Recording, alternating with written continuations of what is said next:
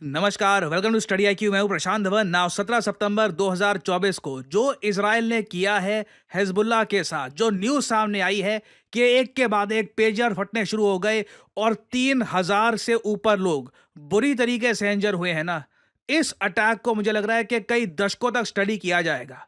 Now 17 सितंबर को वैसे आप देखें तो कुछ दुनिया में खास हो नहीं रहा था। इंडिया में मोदी जी बर्थडे सेलिब्रेट कर रहे थे। यूक्रेन रशिया का युद्ध जैसे चलता आ रहा है, 2 साल से चल रहा था। Everything was very much normal, but suddenly Lebanon के सदर्न पार्ट में, ये जो पार्ट आप देख रहे हैं मैप में, अचानक से क्या होता है कि लोगों के जो पेजर हैं ये बजना स्टार्ट कर देते हैं। अचानक से यहाँ पर रिंगिंग होती है, बहुत तेज रिंगिंग। सब लोग कंफ्यूज हो जाते हैं कि ये हो क्या रहा है। फिर कुछ ही सेकंड्स के बाद ब्लास्ट होना स्टार्ट हो जाता है।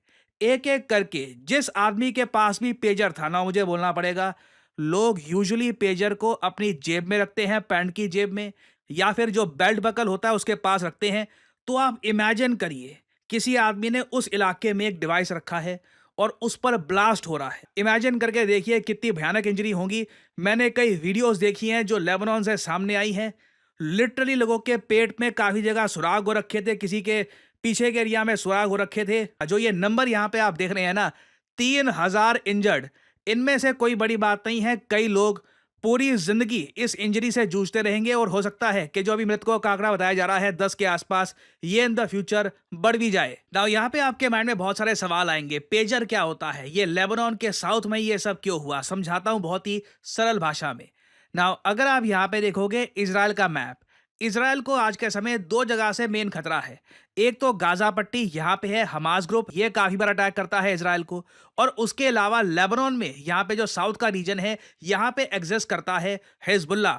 हिजबुल्ला में देखिए हजारों मेंबर्स हैं और ये मेंबर्स काफी बार ना पेजर्स का इस्तेमाल करते हैं कम्युनिकेट करने के लिए। कई हिजबुल्लाह के मेंबर हैं जिन्होंने ट्रेनिंग ले रखी है।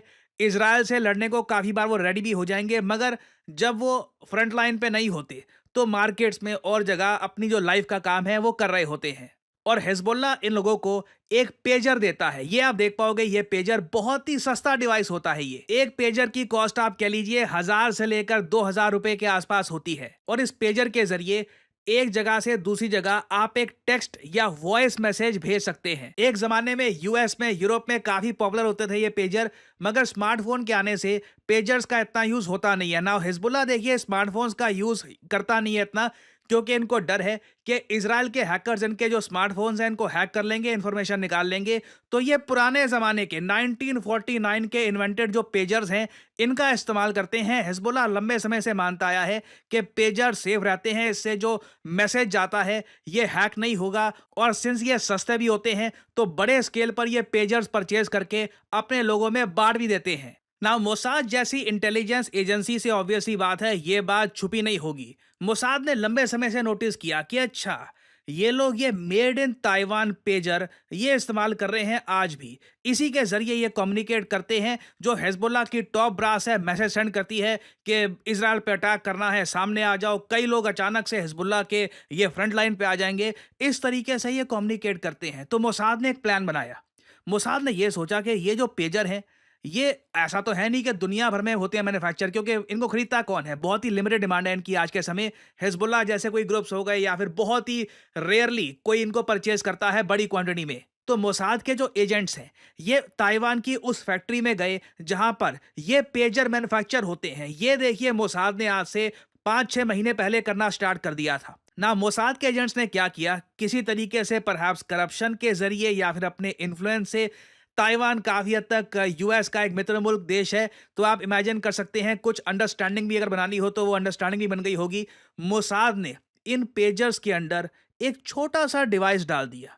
वो डिवाइस क्या करेगा कि जब भी उसको एक कोड भेजा जाए तो उससे आवाज़ आनी स्टार्ट हो जाएगी, वो रिंग होना स्टार्ट हो जाएगा। और उसके बाद जो पेजर के अंदर लिथियम आयन बैटरी है उसी का सहारा लेकर एक बड़ा ब्लास्ट करेगा। और मोसाद का प्लान यही था कि ये पेजर जो हैं 5-6 हज़ार ये जाने वाले हैं लेबनान में। हिजबुल्लाह ही इसको इस्तेमाल करेगा, ये वहां पर पहुंचने दो। और उसके बाद मोसाद बैठा रहा।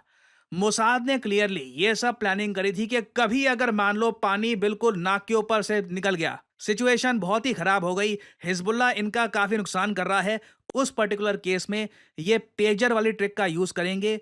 इजराइल में बैठा मोसाद का एजेंट ऑर्डर देगा और बहुत सारे जो ये हजारों पेजर्स हैं जो हिजबुल्लाह के लोग यूज कर रहे हैं, इनमें ब्लास्ट होना स्टार्ट हो जाएगा। ना यहाँ पे ना एक बात नोट करना, मैंने एक बात आपको बताई है कि ब्लास्ट होने से पहले ना ये पेजर बीप करेगा कई सेकंड्स तक।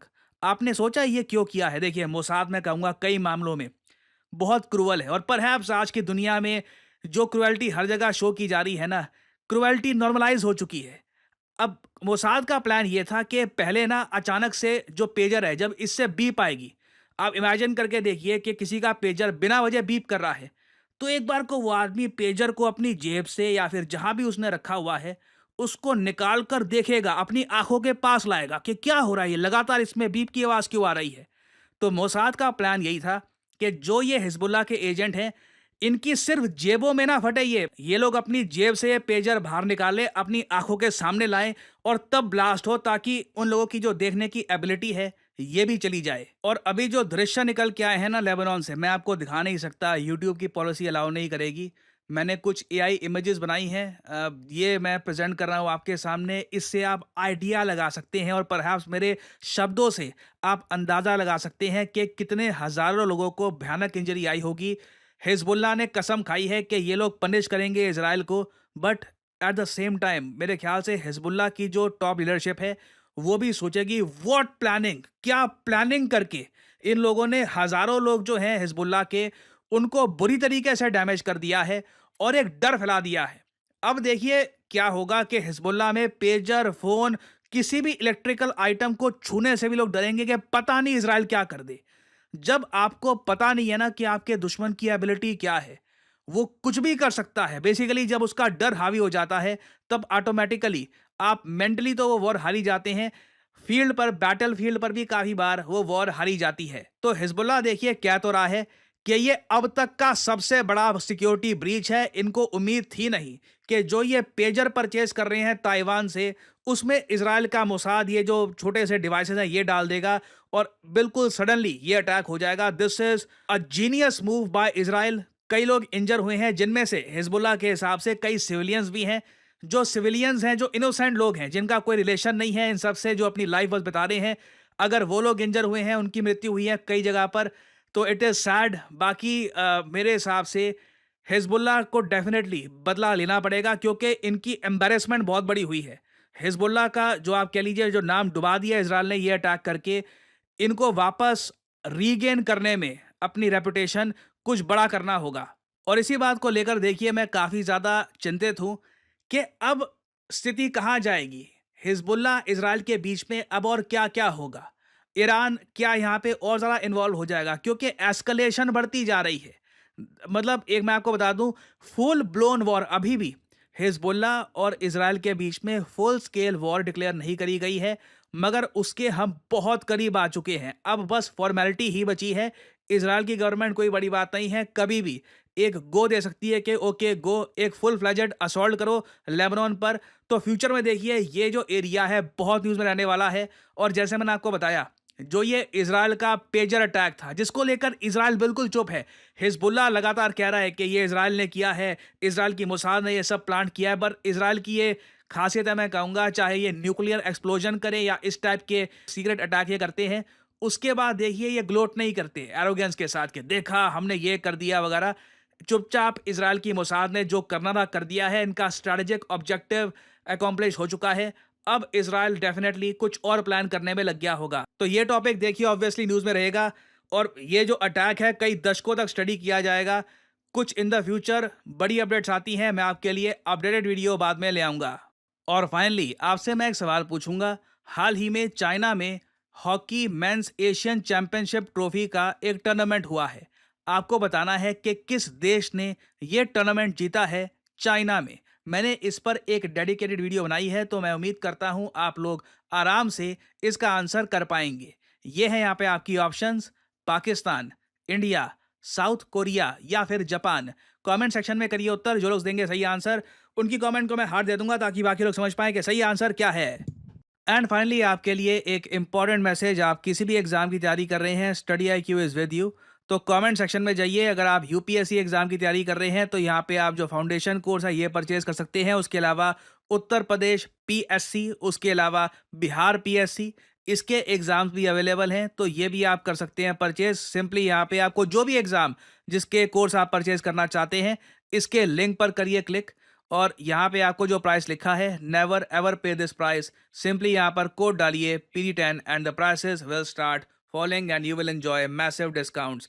किसी भी कोर्स में you can use the code PD10 and save your hard earned money. So इसी नोट के साथ ये है वीडियो का अंत। Thank you for listening and as I always say, may the gods watch over you.